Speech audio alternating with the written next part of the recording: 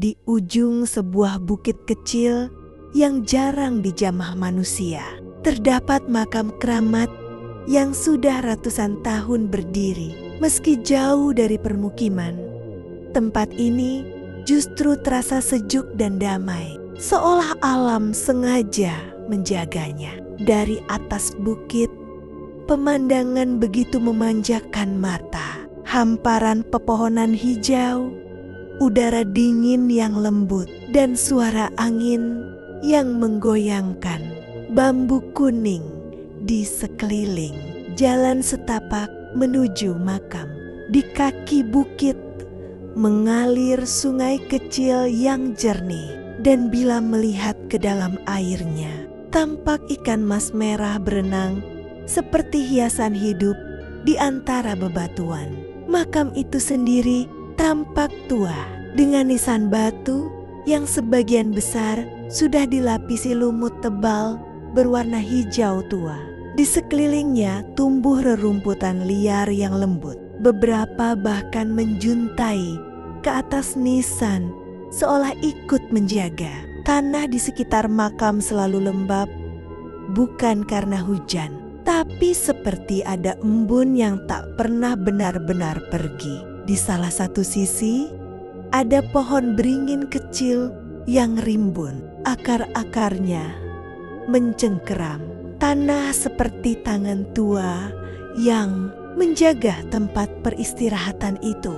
Sesekali terdengar suara dedaunan bambu saling bergesekan, menambah suasana hening namun terasa hidup. Konon banyak orang yang datang hanya untuk mencari ketenangan. Namun tak sedikit pula yang merasa seolah ada sosok yang memperhatikan mereka, bukan mengganggu, hanya memastikan mereka tidak berbuat macam-macam.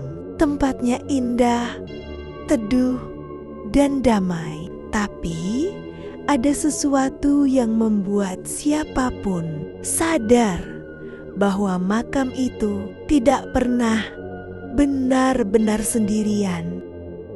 Malam Sabtu Wage, angin di bukit itu bertiup berbeda dari biasanya. Lebih dingin, lebih berat, seakan membawa sesuatu yang tidak terlihat. Sekitar pukul 11 malam, ketika sepasang kekasih datang ke area makam keramat itu, mereka ingin mencari suasana sepi, hanya untuk berbincang lebih lama tanpa gangguan keluarga. Bukit itu memang terkenal sunyi, tetapi malam itu terasa lebih senyap dari biasanya. Mereka duduk di dekat makam berlumut itu, saling bercerita sambil menyalakan lampu ponsel.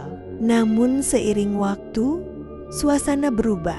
Tiba-tiba angin berhenti. Tidak ada suara bambu yang berdering. Tidak ada suara air sungai di bawah bukit yang terdengar, hanya napas mereka sendiri. Lalu muncul aroma melati yang sangat tajam, seperti disiram dari jarak dekat. Si perempuan mulai merasa pusing, sementara si laki-laki merasa dadanya sesak, seakan ada tangan dingin menekan dari belakang. Mereka hendak kembali ke motor, tetapi kaki mereka seperti kaku, menolak melangkah. Bayangan tinggi berdiri di dekat makam, tak bergerak. Namun semakin lama, semakin jelas bentuknya.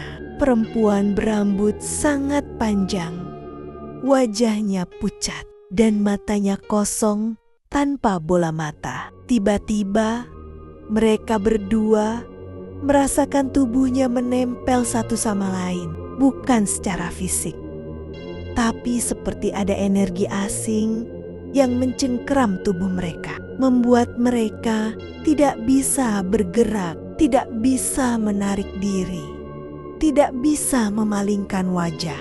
Mereka diam membeku, seakan dipaksa menatap ke arah makam.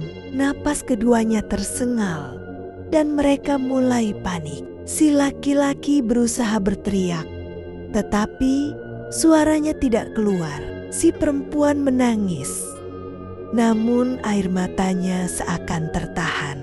Mereka tidak bisa lari, tidak bisa menunduk, tidak bisa memejamkan mata. Yang bisa mereka lakukan hanya menatap sosok itu yang semakin dekat dan semakin dekat, hingga akhirnya lampu motor dari kejauhan menyala. Ada warga yang lewat dan seketika cengkeraman itu terlepas. Keduanya jatuh tersungkur, tubuh lemas dan seperti kehilangan tenaga. Saat mereka menoleh kembali ke arah makam, sosok itu sudah hilang.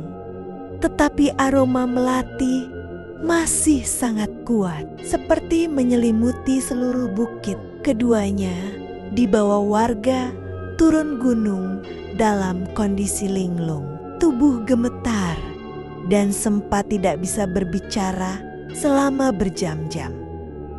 Dengan susah payah, mereka dibawa ke sebuah rumah warga di kaki bukit. Di sana, keduanya duduk beralaskan tikar, wajah pucat dan tubuh gemetar. Mereka tampak kebingungan, masih sulit percaya pada apa yang baru saja menimpa mereka. Perempuan itu mulai bicara dengan suara bergetar. Ia menceritakan bahwa awalnya suasana di bukit tenang dan indah. Lalu tiba-tiba angin berubah menjadi sangat dingin. Dari balik pepohonan bambu kuning, mereka mendengar suara seperti seseorang berbisik, memanggil-manggil. Perasaan mereka seperti dikendalikan sesuatu, hingga tanpa mereka sadari, mereka melanggar batasan dan kehilangan kendali atas diri mereka. Laki-laki itu menambahkan bahwa sesaat sebelum kejadian aneh menimpa mereka, ia melihat bayangan hitam berdiri di samping makam tua yang berlumut. Mata bayangan itu merah menyala, namun hanya terlihat sekilas sebelum menghilang di balik sinar rembulan. Setelah itu, tubuh mereka seperti terasa berat dan pikiran mengabur, seolah tidak bisa mengendalikan diri. Seorang sesepuh desa akhirnya membuka suara. Ia berkata bahwa makam tua di ujung bukit itu memiliki larangan tak tertulis yang sudah dijaga turun-temurun oleh warga. Malam Sabtu Wage adalah malam paling sakral dan paling berbahaya di tempat itu. Pada malam itu, penunggu makam dipercaya berkeliaran, mencari siapa saja yang berani melanggar batas kesunyiannya. Karena itulah warga sering berpatroli untuk memastikan tidak ada pendatang yang tanpa sengaja memasuki area keramat. Sesepuh itu melanjutkan bahwa penunggu makam tersebut dikenal sebagai sosok halus yang sangat menjaga kesucian tempat itu. Jika ada manusia yang berbuat tidak pantas, terutama di malam keramat, maka penunggu akan memberikan peringatan keras dalam bentuk kejadian di luar nalar, seperti yang dialami oleh pasangan itu. Mengingat malam semakin larut dan tubuh pasangan itu masih lemas, warga sepakat memberikan mereka tempat untuk menginap. Mereka ditempatkan di sebuah kamar tamu sederhana dengan dinding papan dan lampu minyak kecil yang menggantung di sudut ruangan. Meski begitu, keduanya sulit memejamkan mata. Suara-suara dari luar rumah, gesekan dedaunan, tiupan angin, dan sesekali anjing menggonggong jauh di kejauhan, terasa seperti masih membawa sisa kehadiran dari bukit keramat itu. Sesekali perempuan itu menggenggam tangan kekasihnya, memastikan bahwa ia benar-benar sadar dan berada di dunia nyata. Sesaat menjelang tengah malam, laki-laki itu terbangun. Ia merasa seperti ada yang mengintip dari celah jendela kayu. Ketika ia menoleh, ia hanya melihat pekatnya malam dan bayangan pepohonan yang menari tertiup angin. Namun, sesaat sebelum ia kembali memejamkan mata, terdengar ketukan pelan pada jendela. Sekali, lalu 2 kali, seolah ada yang memanggilnya. Ia tidak berani membuka mata lagi sampai fajar datang. Ketika matahari terbit, warga desa menyiapkan sarapan sederhana untuk mereka. Perlahan ketakutan mereka mereda. Warga menenangkan dan memastikan bahwa kejadian malam itu hanyalah peringatan, bukan kutukan. Dengan wajah masih pucat namun lebih tenang, pasangan itu berpamitan, mengucapkan terima kasih atas bantuan warga. Saat menuruni bukit menuju jalan desa, mereka merasa lega. Udara pagi yang sejuk, embun di dedaunan, dan suara sungai kecil membuat mereka berpikir bahwa semuanya sudah benar-benar berakhir. 3 malam setelah sampai di rumah masing-masing, perempuan itu terbangun oleh rasa dingin yang menusuk. Ia membuka matanya dan melihat jendela kamarnya terbuka sedikit. Tirai tipis bergerak pelan, tertiup angin. Di kaca jendela yang berembun terlihat jejak jari, seolah seseorang menulis dari luar.